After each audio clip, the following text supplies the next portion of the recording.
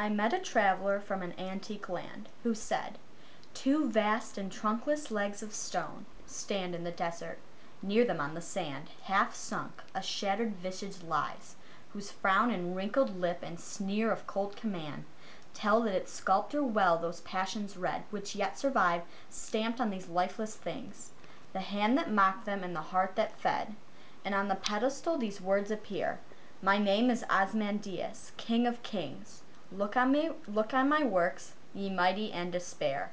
Nothing beside remains, round the decay of that colossal wreck, boundless and bare, the lone and level sands stretch far away."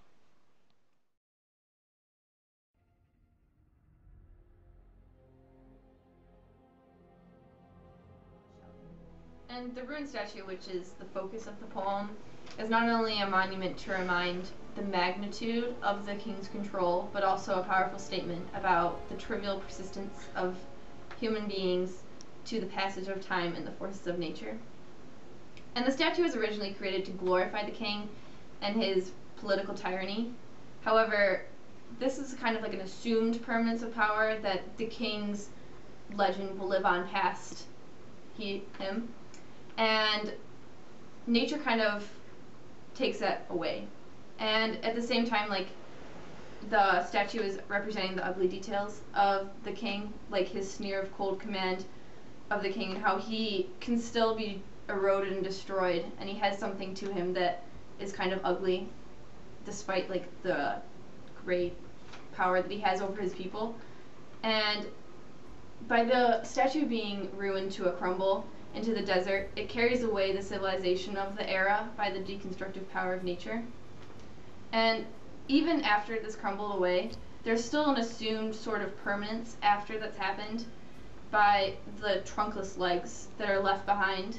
So the king still has some sort of influence over the area even after he's been destroyed and nature has taken its course against him. And nature is always present, even like before humankind, during their reign, and even after. Like, the sand is always there, and it was under the statue, and when it was at its glory, and then eventually it was eroding, and in the end it will cover the remains. So the sand is something that will always be there. It's something that is assumed to be permanent, and it's also something that's like disregarded. When the statue was created, it wasn't thought that the sand could eventually take down even the greatest tyrants.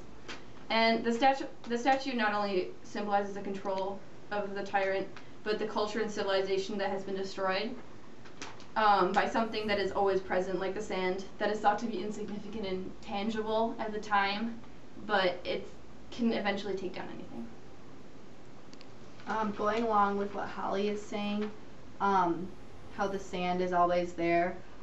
When the statue gets eroded, it breaks down back into a sand-like substance, so it kind of becomes nature. It was made from nature, and it becomes just like nature, so mankind loses that again.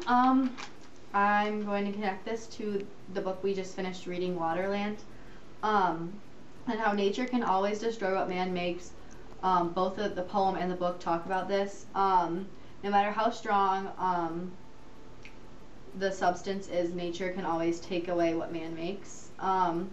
Waterland says that the fens are being used to build and are used for their resources, but nature can always wipe that away, as it does in the book.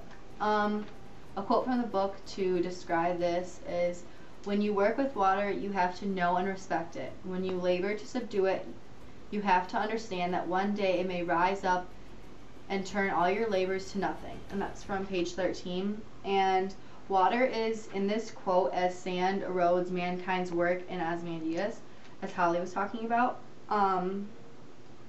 Also, nature overpowers every effort of humanity, which is represented by the sand in Ozymandias and the water in Waterland. Another quote from the book that describes this is, "Because they did not forget in their muddy labors their swampy origins, that however much you resist them, the water will return, and that the land sinks, silt collects, that something in nature wants to go back."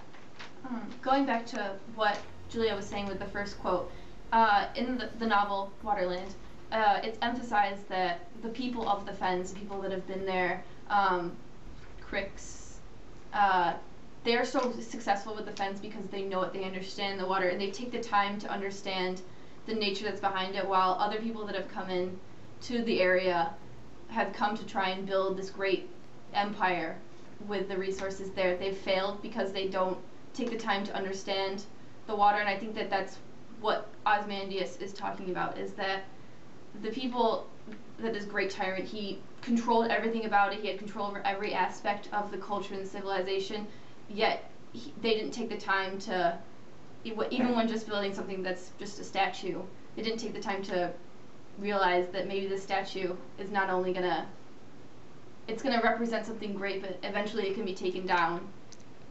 So that kind of connects, they're kind of like the people that have come into the fens that have not taken the time to understand the sand.